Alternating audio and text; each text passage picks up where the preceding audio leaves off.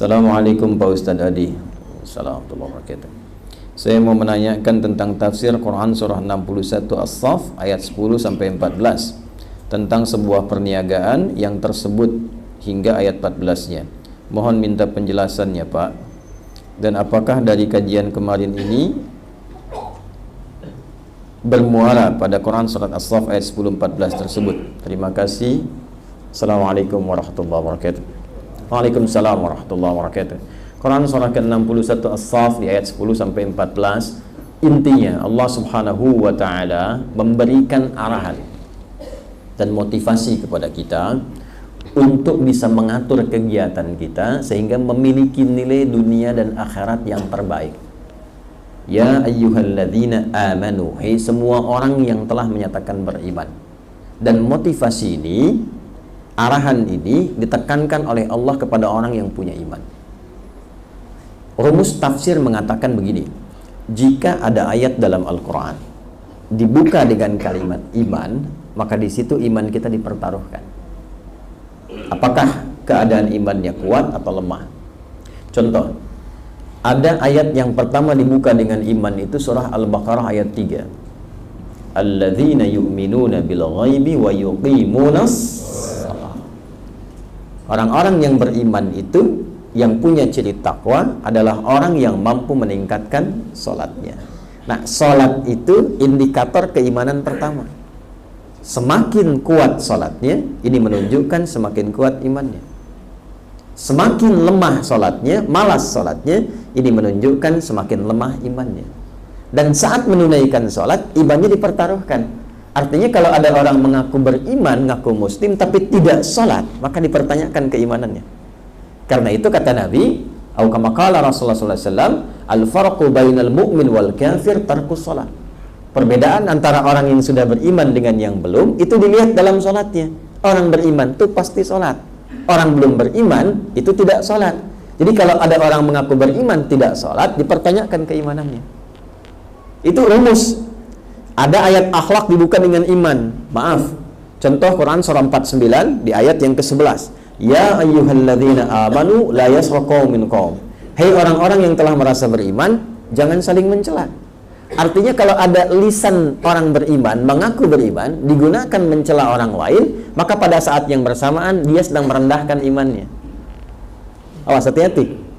Karena itu kata Nabi apa? Perkara lisan. Man kana yu'minu billahi wal yaumil akhir, ya, falyaqul khaira au liyasmut. Siapa yang merasa beriman pada Allah dan hari akhir, maka imannya akan menuntun lisannya berkata yang baik. Kalau tak bisa mengeluarkan yang baik, dia diam. Jadi dalam Islam itu perkara bicara saja itu menentukan iman. Orang beriman itu terukur bicaranya. Ada manfaat, ada kebaikan. Jadi kalau ada orang mengatakan beriman, seringkali keluar kotor dari lisannya, ini menunjukkan ada persoalan dalam imannya. Nah, ayat ini di As-Saff Quran surah 61 ayat 10 sampai 14 itu dibuka dengan kalimat iman. Ya ayyuhalladzina amanu hal adullukum ala tijaratin tunjikum min adzabin. Hei orang-orang yang beriman, mau nggak aku tunjukkan? Ini bahasa balaghah. Ya Allah pasti tunjukkan pada kita. Cuma kita mau ngambil nggak? Ya, biasanya kalau ada ayat begini, ini menunjukkan kepada orang yang sibuk dengan dunia. Atau orang yang belum punya orientasi yang fokus, ya, sehingga perlu ditunjukkan lagi supaya tahu arah. Contoh begini nih, maaf ya, ini subuhan. Bapak Ibu kalau ada tawaran begini, ikut subuh atau ikut maraton yang dimulai di waktu subuh. Kalau maraton dapat 1 juta, kalau subuhan dapat ilmu. Pilih mana, maraton atau subuhan? Oh, masa? Huh? Kalau maraton baru datang langsung dapat 1 juta, kalau dapat motor. Kalau subuhan cuma dapat pahala yang kita dapatkan. Misal pilih subuhan atau pilih maraton? Masa? Dua-duanya. Masya Allah. Subuhan sambil maraton. Ya, selalu begitu kan manusia kan. Nah, karena itu butuh motivasi kuat untuk mengalahkan motivasi maraton tadi. Maka turunlah ayat-ayat seperti ini untuk meluruskan cara berpikir kita. Apa yang akan antum dapatkan dengan uang 1 juta itu, dengan motor itu? Sedangkan ajal pun ada di hadapan kita. Bagaimana kalau sedang maraton itu baru berangkat, kemudian malaikat maut tiba, ajalnya tiba, wafat seketika. Baru berangkat, baru bergerak kaki, tiba-tiba meninggal.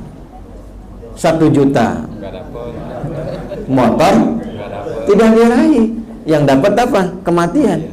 Sekarang pilih mana? Wafat di masjid, wafat maraton. Wafat dalam keadaan sujud, wafat dalam keadaan lari meninggalkan sholat. Pilih mana? Bagi orang beriman, keinginan terbesarnya wafat dalam sujud. Nah, itu mesti terpatri dalam jiwa. Kalau tidak ada itu, nggak ada motivasi untuk ke masjid. Setelah itu Allah tambahkan, ini kemuliaannya. Engkau kan yakin aku yang punya rizki, aku yang punya petunjuk, aku yang punya segalanya. Kalau engkau mau datang ke masjid saja, belum sholat subuh, baru sholat sunnah, aku berikan yang lebih baik daripada dunia dan seisinya. Rak'atul fajri khairum minad dunya wa ma fiha. Pilih mana? Motor atau dunia dan seisinya? Makanya, tuh, tapi mesti yakin. Kalau nggak yakin nggak akan dapat, Pak. Bab iman itu yakin. Kalau nggak yakin nggak dapat. Makanya sahabat dulu itu memperbaiki tauhid sebelum amal. Kalau tauhidnya kuat, semua dinilai pakai iman. Kalau sudah pakai iman, sami'na wa ata'na, selesai. Sekarang itu kebanyakan sami'na wa nanyaina. Kami dengar, kami tanya. Karena banyak nanya, amalnya sedikit. Orang dulu banyak dengar, banyak amal. Imannya sudah kuat. Karena itu apapun yang dikerjakan, nggak ada ceritanya nggak sukses. Nggak ada ceritanya. Yang jadi diplomat sukses, yang dagang sukses, dan semua pada tingkat tertinggi. Pada tingkat tertinggi, nggak pernah ada yang rendah. Kalau kaya, kebangetan kayanya. Betul, kalau pintar, kebangetan pintarnya. Sahabat-sahabat dulu setelah berislam, yang berilmu ya, yang fokusnya di bidang ilmu, itu belajar bahasa itu, Pak, menguasai bahasa asing, cuma 3 hari, Pak, Bu. 3 hari langsung pintar. Ibnu Mas'ud, Ibnu Abbas itu belajar bahasa Persia cuma 3 hari.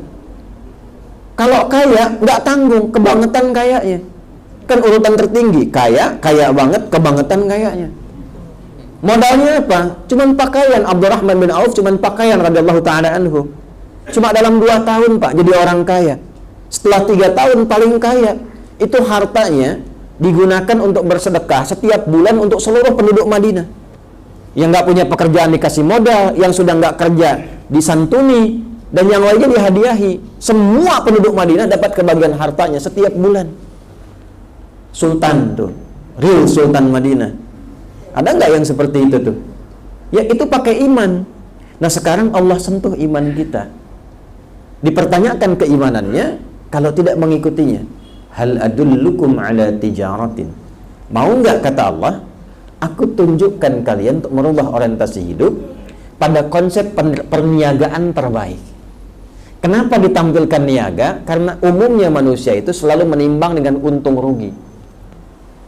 Itu konsep dasar manusia. Jadi kalau nggak dapat untung, nggak mau dikerjakan. Antum pun kan kesini kalau tidak merasakan ada manfaat, nggak mungkin datang. Sudah hari Jumat, kemarin yang libur kan?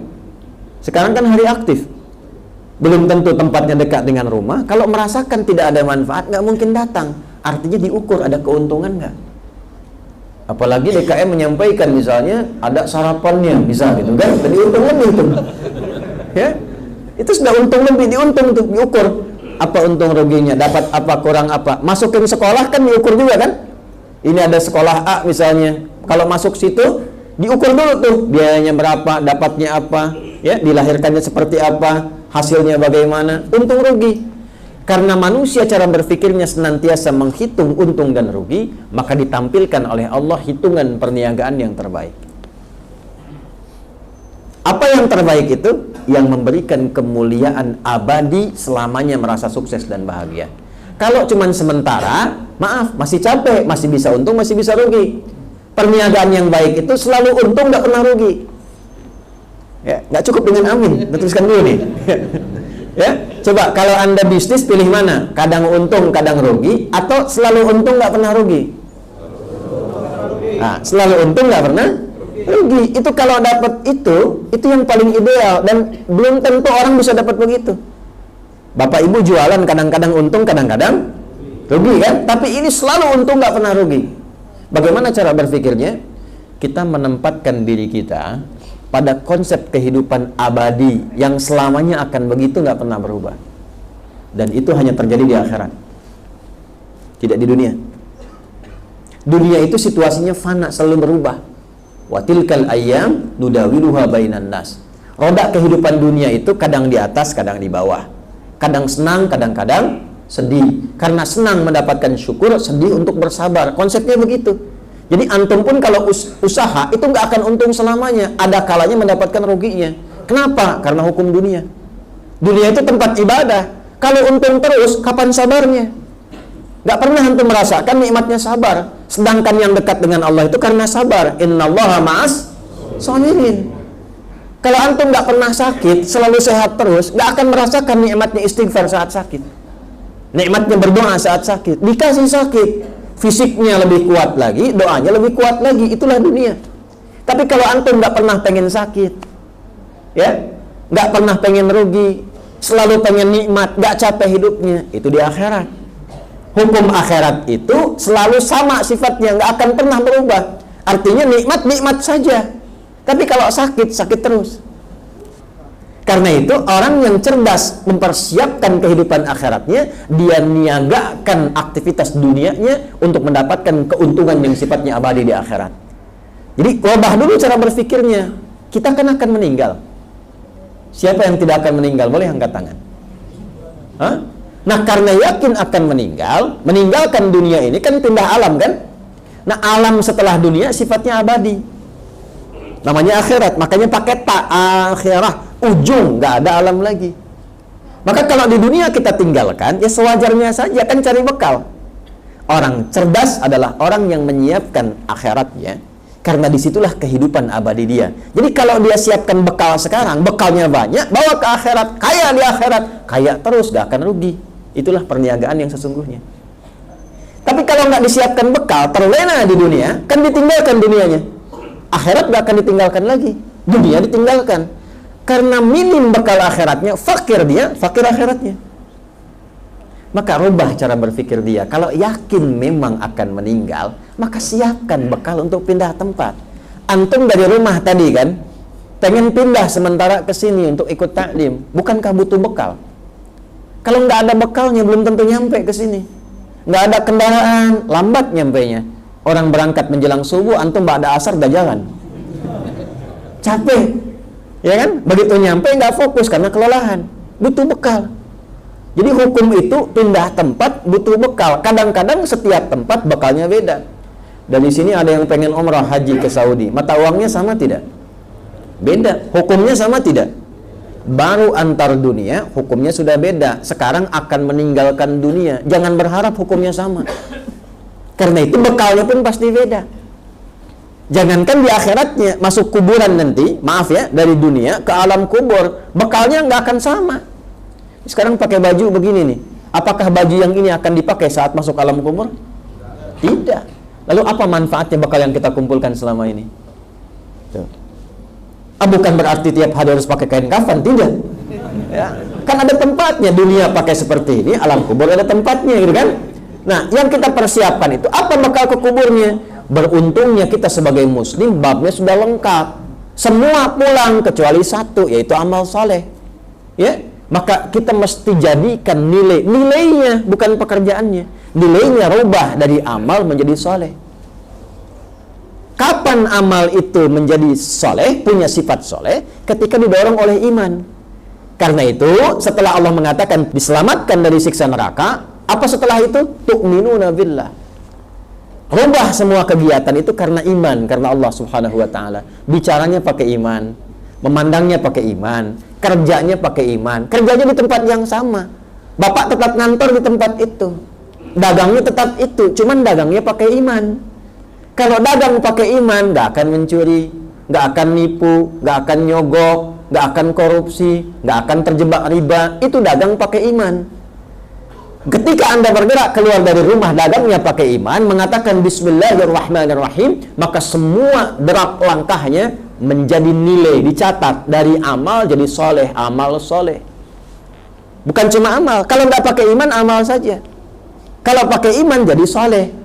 Ketika amal didorong pakai iman, maka berubah amal itu menjadi ibadah, nilainya disebut dengan hasanah namanya.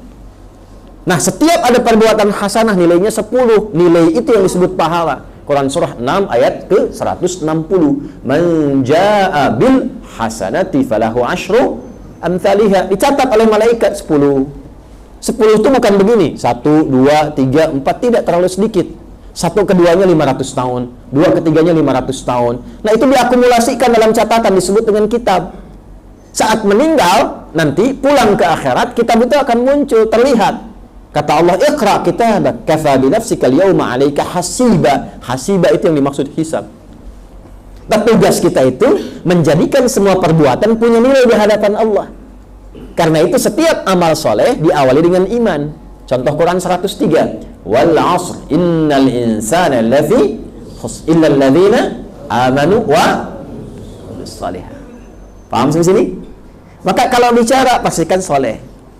Kalau mendengar pastikan soleh. Jangan dikira nggak ada pahala. Kalau ada orang memprovokasi, ingin keluar kata-kata kotor, ditahan oleh kita. Quran surah ketiga ayat 134. Wal kadhiminal ghaidha. Diledek oleh orang ingin marah. Tahan. Nggak jadi itu dituliskan pahala 10 kebaikan. Kalau pulang kembali kemudian ke akhirat, disediakan surga di situ, surganya disiapkan seluas langit dan bumi. Ya, kan ayat 133-nya begitu. Jadi orang cerdas itu dia menyiapkan nilai kebaikan dunianya untuk bekal akhiratnya. Begitu meninggal dunia, dia tinggalkan dunianya sukses juga. Apa dikira Utsman nggak kaya? Kaya. Abdurrahman bin Auf kaya. Nikmat juga, hidup dunianya nikmat, enak, tenang, begitu pulang nikmat lagi. Jadi dunianya dapat hasanah, di akhirat dikonfirmasi hasanah. Itulah kenapa sering kita berdoa, Rabbana atina fid dunya wa fil akhirati wa qina. Nah, untuk melakukan itu mesti berjuang. Karena itu hidup butuh perjuangan. Kemudian wa tujahiduna fi sabilillah. Caranya adalah niatkan semua kegiatan kita untuk mendapatkan ridha Allah. Itulah fi sabilillah. Jadi orang beriman itu mesti berjuang. Maka dari sekarang Pak, Ibu, saya selalu menyampaikan begini. Coba kurikulum kehidupannya itu dijelaskan dulu, tuliskan. Kegiatan saya apa saja selama 24 jam. Dari bangun sampai tidur lagi. Kalau ke kantor urutkan lewat jalan mana saja. Berapa? Kalau saya suka begini. Ya, saya belum berangkat ke sini, saya tanya, Pak Lutfi dari hotel ke sini berapa lama? Jam berapa berangkat? Kita bisa petakan kapan kita bangun, kapan kita sholat, kapan kita zikir, di jalan ke sini dapat berapa ayat, berapa kali sholawat, berapa kali istighfar. Itu sudah terukur. Nanti kalau sudah jadi kebiasaan otomatis. Ya, antum ke kantor kerja belasan tahun, kenapa nggak digunakan setiap jalan berangkat dan pulang untuk menghafal Quran? Begitu pensiun, khatam 30 juz. Bukan cuma khatam jalan. Ya, jalan pulang juga khatam. Jadi begitu pulang ditampakkan pahalanya, pulang dalam keadaan tenang. Jadi meninggalnya pun dalam keadaan enak, hidupnya enak, pulangnya enak. Karena begitu akan meninggal tampak pahala. Itu yang menjadikan dia senyum, karena diperlihatkan pahalanya. Ya, itu yang dimaksud Quran surah 89 ayat 27 sampai 30. Ya ayyatuhan nafsul mutmainnah irji'i ila rabbika radiyatan mardiyah fadkhuli fi ibadi wadkhuli. Nah, wadkhuli jannati itu ditampakkan keindahan-keindahannya.